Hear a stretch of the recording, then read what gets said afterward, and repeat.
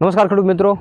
હું કલ્પેશ તાવિયા ખેડૂત કૃષિમૂલ મોઢુકાવાથી આપ સર્વ દર્શક મિત્રોનું સ્વાગત કરું છું। આજે ફરી એક વખત નવા ટોપિક સાથે મળવાનું થયું છે, ત્યારે આજે આપણે વાત કરવી છે જીરાના પાકની અંદર આવતી અલ્ટરનેરિયા બ્લાઇટ, એટલે કે જેને ખેડૂત મિત્રો કાળી શરમી અથવા કાળિયાના રોગ તરીકે ઓળખે છે, એના વિશે આજે આપણે સંપૂર્ણ માહિતી મેળવી છે। અને હાલ અમે જે અત્યારે જે ફિલ્ડ ઉપર ઊભા છીએ એ ફિલ્ડની અંદર અત્યારે કાળિયા શરમાની શરૂઆત થઈ ગઈ છે, એટલે કે કાળિયા રોગની શરૂઆત અત્યારે વર્તમાન સમયની અંદર દેખાઈ રહી છે। અને એ જ ફિલ્ડ ઉપર આજે આપણે વિડીયો બનાવી રહ્યા છીએ। એટલે આજે આપણા કાળિયા શરમા જેને ખેડૂત મિત્રો કાળિયો તરીકે ઓળખે છે, એટલે એની ઓળખ, એનું કારણ અને એની માટે કઈ ફૂગ જવાબદાર હોય છે અને એની અંદર કેવા પ્રકારના એના નિયંત્રણ માટે મોલિક્યુલ વાપરવા જોઈએ એના વિશે આજે આપણે વાત કરવાના છીએ। તો વાત કરીએ આગળ, તો કે એની ઓળખ આપણે જે આપણા પાકની અંદર, જીરાના પાકની અંદર કાળિયો શરમો કઈ રીતે આવે છે, કાળિયો કઈ રીતે આવે છે, એની ઓળખ મેળવવી હોય તો એની વાત કરીએ તો કે જે રોગિષ્ટ છોડ હોય છે એ પાણીની ખેંચ દેખાતો હોય છે અને લંઘાતો જોવા મળે છે, અને જે આ છોડ હોય છે એની ડાળીઓ નમી ગયેલી જોવા મળે છે અને એની અંદર પૂરેપૂરા દાણા બંધાતા નથી, અને એ જે આ કાળિયાનો રોગ હોય છે એ કુંડાળા પ્રમાણે આગળ વધતો હોય છે, અને આની અંદર જે દાણા બંધાતા નથી અને જે દાણા બંધાય છે એ છીમળાઈ ગયેલા અને નાના રહેતા હોય છે અને કાળા પડી જતા હોય છે, અને જેના લીધે જીરાની જે ક્વોલિટી હોય છે એ સારી રહેતી નથી અને ઉત્પાદન આપણને પૂરેપૂરું મળતું નથી। આ એની એક ખેડૂત મિત્રો સાદી ભાષામાં આપણે ખેડૂત મિત્રો આ રીતે એની ઓળખ કરતા હોય છે। અને આના કારણની વાત કરીએ કે કાળિયો આવવાનું કારણ શું, આની અંદર મહત્વનું કારણ શું ભજવતું હોય છે। એક તો જે આપણા વાતાવરણની અંદર જે તાપમાનમાં વધઘટ જે થતી હોય છે એના કારણે પણ કાળિયો આવવાની સંભાવના વધી જતી હોય છે, અને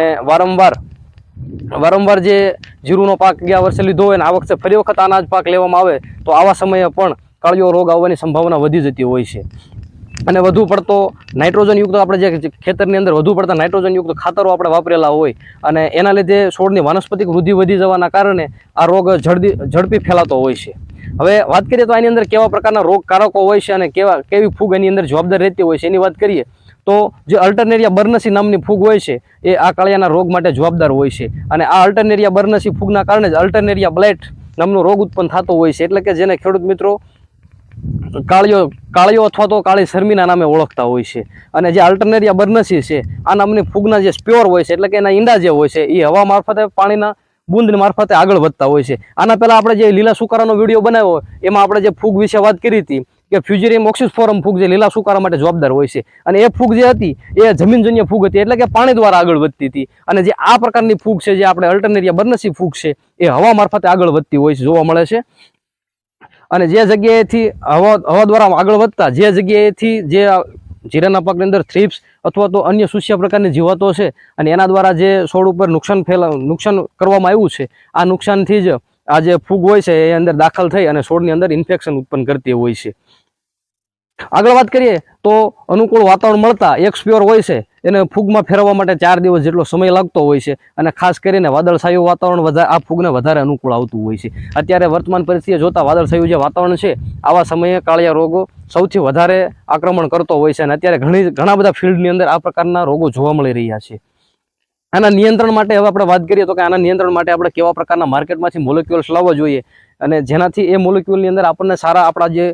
જીરાના પાકની અંદર આપણને સારું નિયંત્રણ મળે એના માટે કેવા મોલિક્યુલ વાપરવો જોઈએ એની વાત કરીએ। એના પહેલાં જો વાત કરું તો જે જીરુને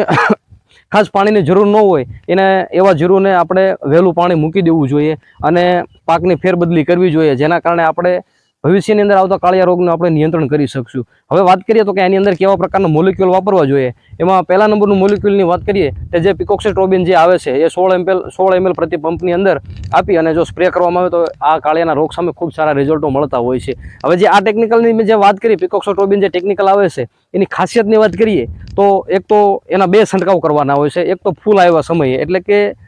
40 થી 45 દિવસનો પહેલો રાઉન્ડ આમાં કરવાનો હોય છે, અને પછીના જો રોગની તીવ્રતા એવી ખાસ ના હોય તો 10 થી 15 દિવસના ગાળાની અંદર આપણે એની અંદર બીજો છંટકાવ કરી શકીએ છીએ, એટલે કે 55 થી 50 દિવસે બીજો રાઉન્ડ આનો કરવાનો હોય છે। હવાની મેન ખાસિયત શું છે એની વાત કરું આ ટેકનિકલની, તો જે આપણે છોડની અંદર જે ફૂલ ભમરી બંધાવવાની છે અને જે દાણા ભરાવવા માટે આ મોલિક્યુલ છે એ ખૂબ જ ફાયદાકારક હોય છે।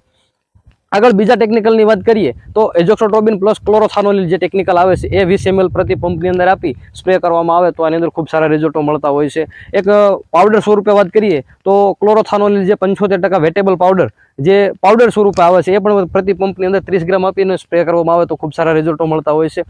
પછી આગળના ટાઈમ મોલિક્યુલની વાત કરીએ તો એઝોક્સોટ્રોબિન પ્લસ ડાયફેનકોનાઝોલ આવે છે, એ પણ 25 ml પ્રતિ પંપની અંદર આપી અને ઘાટો સ્પ્રે કરવામાં આવે તો પણ આની અંદર ખૂબ સારા રિઝલ્ટો મળે છે। આગળના મોલિક્યુલની વાત કરીએ તો મેટીરામ પ્લસ પાયરાક્લોસ્ટ્રોબિન જે ટેકનિકલ આવે છે એ પણ આ કાળિયાના રોગ સામે ખૂબ જ ગુણકારી ટેકનિકલ છે. આગળ વાત કરીએ જે 3 ટેકનિકલો જે ભેગા આવે છે દવાની અંદર, એક છે ટ્રાયફ્લોક્સોટ્રોબિન પ્લસ ડાયફેનકોનાઝોલ અને સલ્ફરનું જે 3 દવાનું જે મિક્સ કોમ્બિનેશન આવે છે એ દવાનો પણ તમે આની અંદર ઉપયોગ કરી શકો છો. આગળના મોલિક્યુલની વાત કરીએ તો ટેબુકોનાઝોલ પ્લસ ટ્રાયફ્લોક્સિટ્રોબિન જે આવે છે એ ટેકનિકલ પણ આની અંદર ખૂબ સારા રિઝલ્ટો આપતા હોય છે. આગળના હજી એક મોલિક્યુલની વાત કરીએ તો જે ક્લોરોથાનોનિલ પ્લસ ડાયફેનકોનાઝોલ આવે છે એ ટેકનિકલ પણ આપણે એની અંદર કાળિયાના રોગ માટે વાપરી શકીએ છીએ. પ્લસ આગળનું એક મહત્વનું ટેકનિકલની વાત કરીએ તો જે ક્રેસોક્સી મિથાઇલ જે ટેકનિકલ આવે છે એ પણ પ્રતિ પંપની અંદર 20 થી 25 ml આપી સ્પ્રે કરવામાં આવે તો ખૂબ સારા રિઝલ્ટો મળતા હોય છે. તો મિત્રો આ જે મોલિક્યુલો મેં જે તમને 8 થી 10 મોલિક્યુલો જે વાત કર્યા એ કાળિયા રોગ આવ્યા પહેલા એટલે કે આગોતરા આયોજન માટે પણ આનો ઉપયોગ કરી શકીએ છીએ અને આવ્યા પછી પણ જો આના સ્પ્રે કરવામાં આવે પ્રતિ વીઘાની અંદર 3.5 થી 4 પંપ જો કરવામાં આવે તો આની અંદર ખૂબ સારા રિઝલ્ટો મળે છે. ખેડૂત મિત્રો તમને જો અમારો વિડીયો પસંદ આવ્યો હોય તો આપણા અન્ય ખેડૂત મિત્રો છે એની સાથે શેર કરજો, આપણી ચેનલને સબસ્ક્રાઈબ કરજો, લાઇક કરજો અને કોમેન્ટ કરજો અને ફરી એક વખત નવા ટોપિક સાથે જલ્દી પાછા મળીશું. આભાર.